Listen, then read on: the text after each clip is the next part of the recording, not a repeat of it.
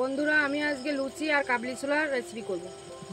এই যে ছোলাটা ভিজিয়ে নিয়েছি, দেখো কাবলি ছোলাটা কত বড় বড় হয়েছে। এখন এটাকে সেদ্ধ করে নেব। ছোলাগুলো সেদ্ধ করে নিয়েছি।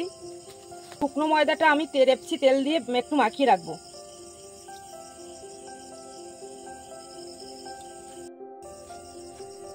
তেল দিয়ে ময়দাটা ভালো করে মাখিয়ে নিয়েছি। এবার চিনি দিয়ে দেবো 1 চামচ।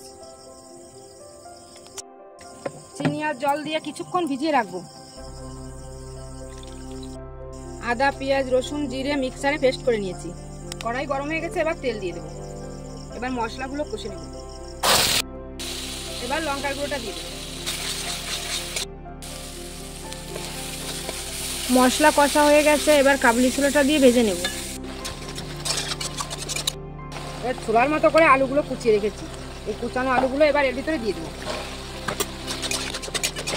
দিয়ে দেবো পরিমাণ মতো লবণ, দিয়ে দেবো হলুদ গুঁড়ো। ভালো করে ভেজে নিয়েছি, এবার জল দিয়ে দেবো।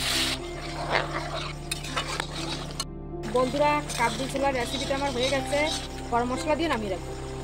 ছোলা রান্না আমার কমপ্লিট হয়ে গেছে। লুচি করার জন্য ময়দাটা আমি মেখে নিয়েছি। এবার গোল গোল করে দলাগুলো পাকিয়ে নেবো। এইভাবে দলাগুলো এভাবে ছোট ছোট করে পাকিয়ে নিয়েছি। এবার লুচি ভাজার জন্য কড়াইতে তেল দিয়ে দেবো।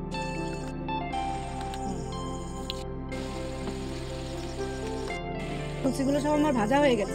লুচি আর কাবলি ছোলাটা আমার কমপ্লিট হয়ে গেছে। বন্ধুরা আমার ভিডিওটি ভালো লাগলে লাইক, কমেন্ট, শেয়ার করে দেবে।